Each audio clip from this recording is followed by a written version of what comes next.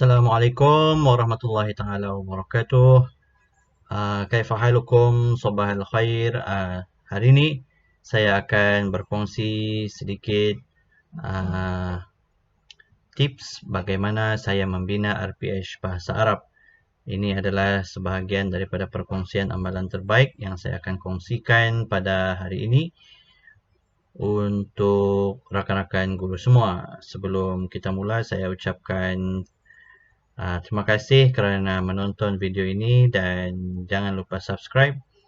Dan semoga rakan-rakan guru semua berada dalam keadaan yang sihat, baik keadaannya sempena kita dalam kita bertungkus lumus untuk menyediakan PDPR dan sebagainya bagi memastikan pendidikan anak-anak berterusan di saat kita punya pandemik COVID-19 yang semakin mengganas hari demi hari ini, dan semoga semuanya berada dalam keadaan sihat sejahtera.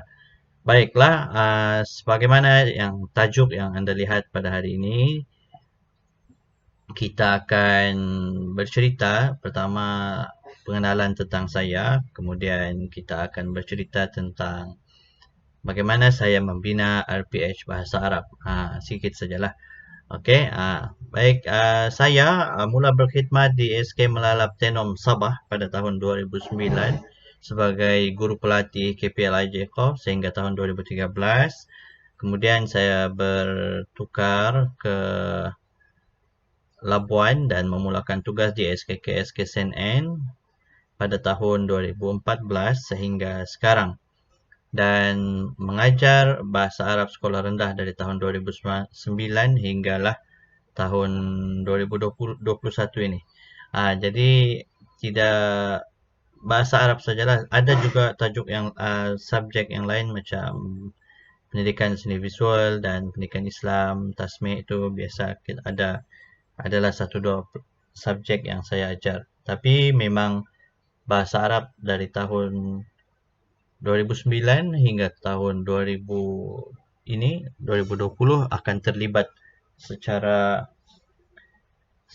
maksimum lah, sebab saya seorang di SKSNN, saya yang mengajar bahasa Arab dari tahun 1 hingga tahun 6, dan begitu juga di SK Melalap Tenom dulu. Baiklah, cukup tentang diri saya, jadi kita pindah ke yang kedua, iaitu tentang pembinaan RPH. Sebelum mula, saya ingin tekankan bahawa saya tidak menjual RPH dalam RPH Bahasa Arab. Yang kedua, RPH ini ialah bukan format yang ditentukan oleh pihak sekolah atau Jabatan Pelajaran Labuan, tetapi ianya adalah inisiatif sendiri yang saya buat, saya perbaiki dari semasa ke semasa dan sekolah semak lah, dan ianya setelah melalui beberapa pembetulan, beberapa pemantauan daripada jemaah nazir,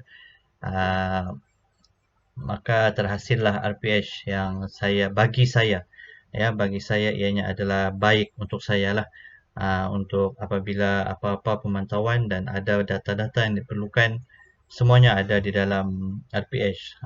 Kadang-kadang kita biasa dengar pemantau akan tanya, adakah kamu buat sekian-sekian di dalam ni?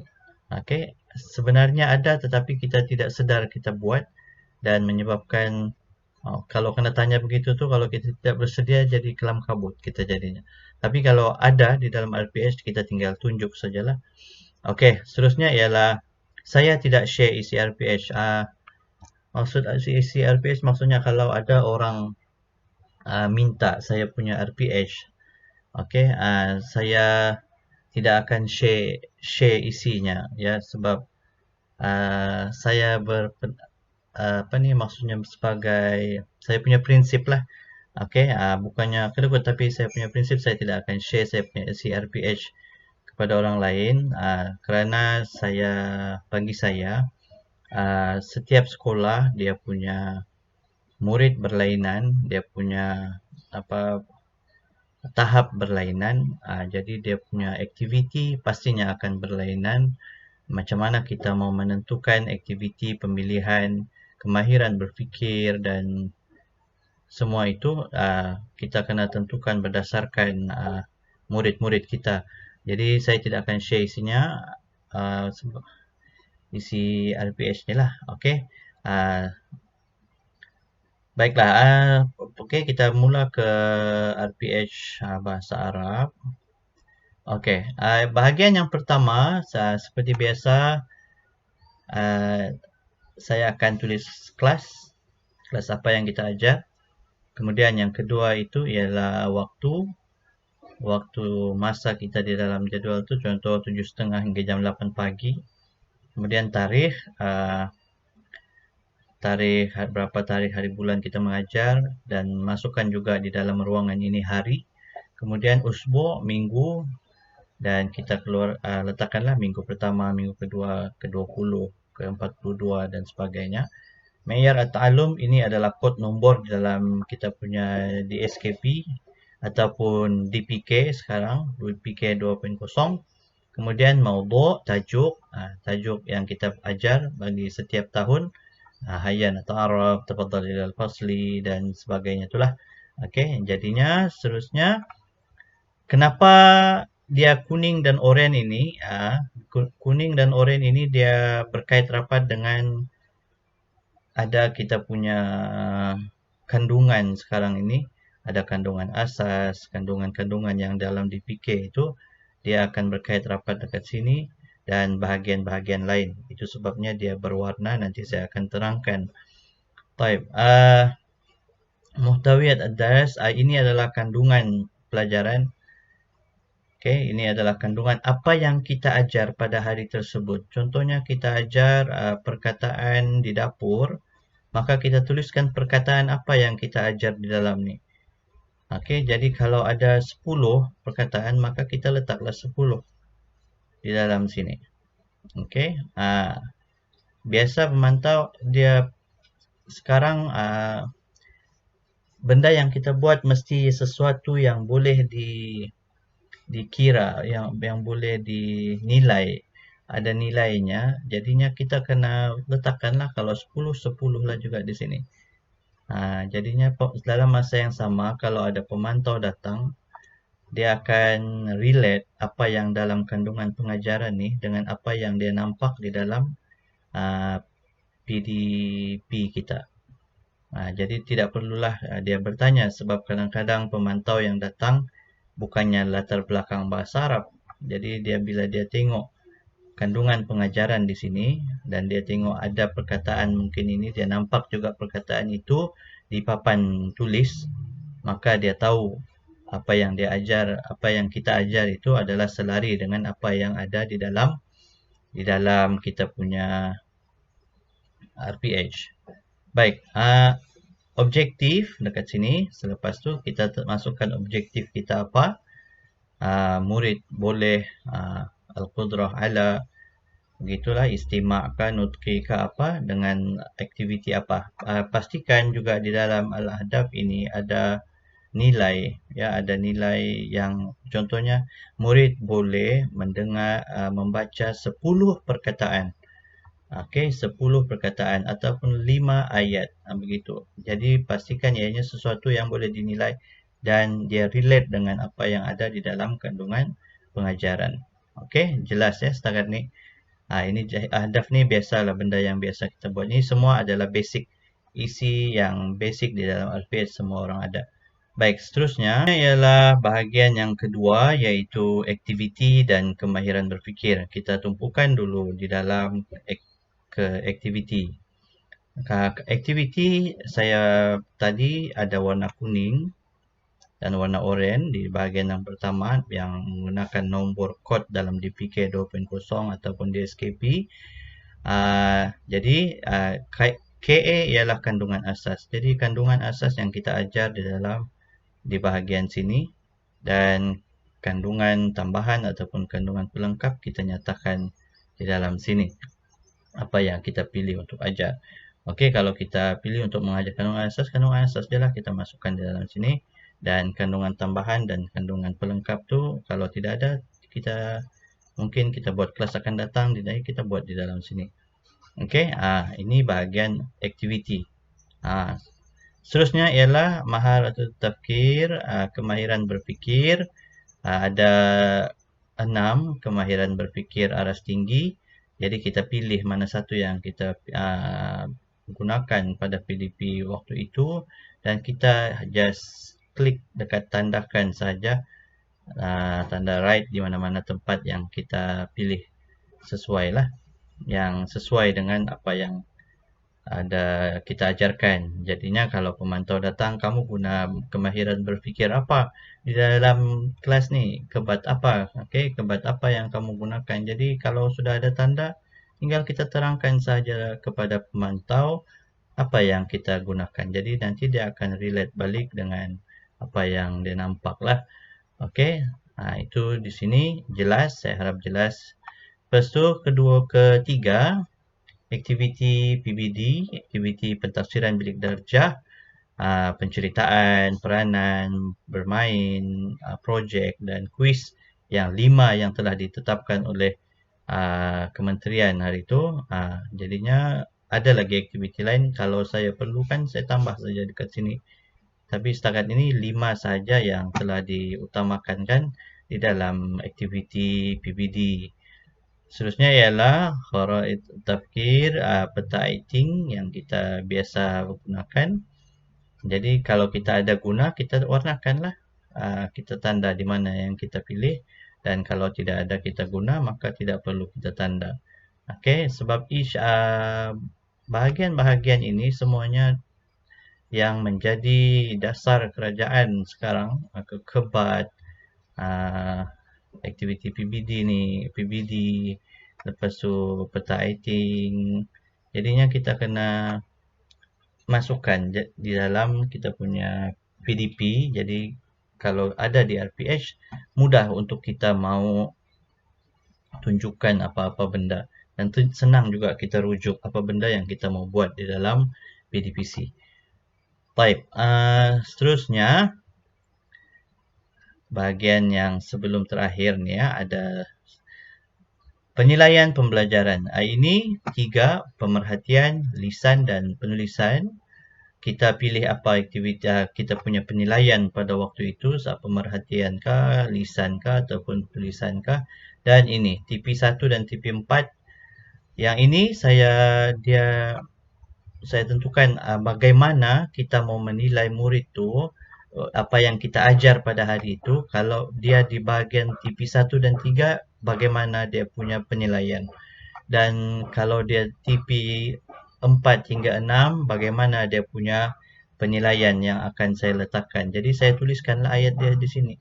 Ya, saya tuliskan ayat dia. Jadi senang untuk saya mau tengok murid yang saya ajar dan saya tentukan di mana dia punya TP.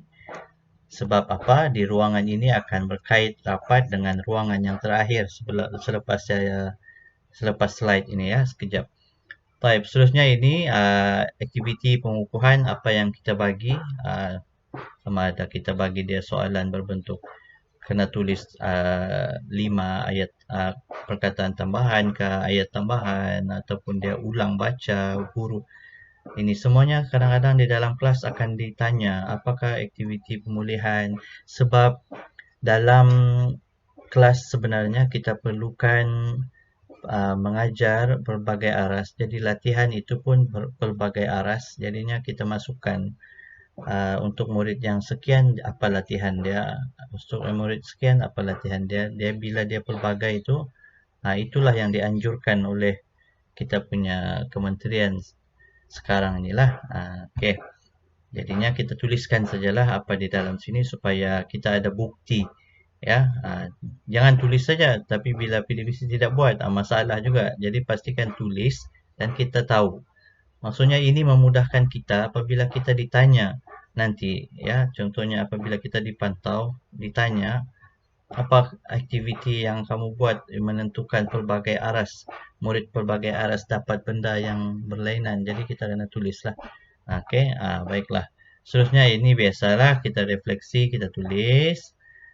Dan kita tandakan di sini berapa murid yang tidak menguasai, berapa murid yang menguasai, dan kita tulis refleksi. Dan yang terakhir, cadangan penambahbaikan. Ini penting untuk saya. Sebab apa? Di sinilah saya dapat mengeluarkan inovasi dan kajian tindakan dan inovasi selepas saya mengajar.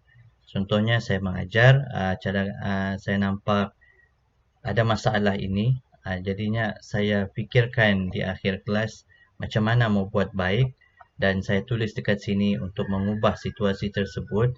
Dalam masa yang sama, saya terus dapat mengeluarkan satu kajian tindakan ataupun inovasi untuk mengubah sesuatu menjadi lebih baik. Ini adalah ruang yang sangat penting bagi saya lah, ya, untuk saya buat kajian tindakan dan inovasi. Dan yang terakhir, dalam RPH saya ada rekod pencapaian PBD untuk kelas yang saya ajar hari tersebut, ya. Jadinya setiap kali selepas kelas saya telah buat RPH, saya telah buat refleksi dan masih lagi fresh, jadi saya akan yang kuning dan oranye ini ada nombor kod DPK tu 1.1.1 ke 1.1.3 mestilah tele dengan dia sama dengan yang di ruang sini, ya. Kalau sini 1.1.1, maka dekat sini pun 1.1.1, dan jangan lupa yang di sini pun mestilah aktiviti yang 1.1.1. Okey. Jadinya kita masukkan, selalunya tidaklah banyak sampai 4 ni, ya. Satu kalau kelas setengah jam mungkin ada 2 kod saja, 1.1 ataupun 1.2. Jadinya kita tandakan murid ni menguasai atau tidak kod tersebut, dan kita letakkan saja tahap penguasaan dengan merujuk di atas tadi, TP1 dan 3 macam mana kita mau nilai, TP4 hingga 6 macam mana kita mau tentukan dia punya ni, dan kita tulis sajalah dekat sini. Contoh Alicia Sophia, kita bagi TP4, TP5, TP6, TP1, TP2 dan TP3, memudahkan kita untuk perekodan seterusnya. Jadi apabila kena minta, ya, rekod PBD, okey, kita ada rekod PBD direct selepas kelas, kita punya rekod terus masuk di dalam di sini. Jadi apa-apa tinggal kita bahagi saja, tidak perlu kita terjalan sana terjalan sini untuk mencari fail yang hilang. Tetapi kita sebenarnya sudah ada di dalam RPH ni. Untuk kelas itu kita sudah tahu sudah apa murid ini punya tahap penguasaan, dan kita boleh rujuk setiap kelas ini dia tahap penguasaan dia apa, dan apa-apa yang kurang kita boleh terus rujuk dan buat penambahbaikan untuk murid-murid tersebut. Okey, jadinya kalau ada pertanyaan boleh tanya di ruang komen. Saya akan share, saya akan jawab mana yang boleh, dan seterusnya untuk template, ya, template RPH ni kalau berminat boleh bagi tahu, saya akan bagi. Dan rasanya itu saja saya punya perkongsian ringkas pada petang ini. Jangan lupa subscribe rakan-rakan guru semua. Itu saja saya minta daripada jasa baik tuan-tuan dan puan-puan, ustazah yang menonton video ini. Minta maaflah ketidakfasihan saya di dalam menerangkan saya punya RPH pada hari ini. Ni sebelum saya tutup, ini adalah ruang dalam satu muka surat, ya. Dalam satu muka surat, bentuk dia begini. Kita gunakan portrait, landscape, dan kita terus bagi dengan hantar dengan guru besar kalau sudah siap lah. Okey, sekian. Assalamualaikum. Terima kasih sekali lagi. Jangan lupa subscribe. Bye.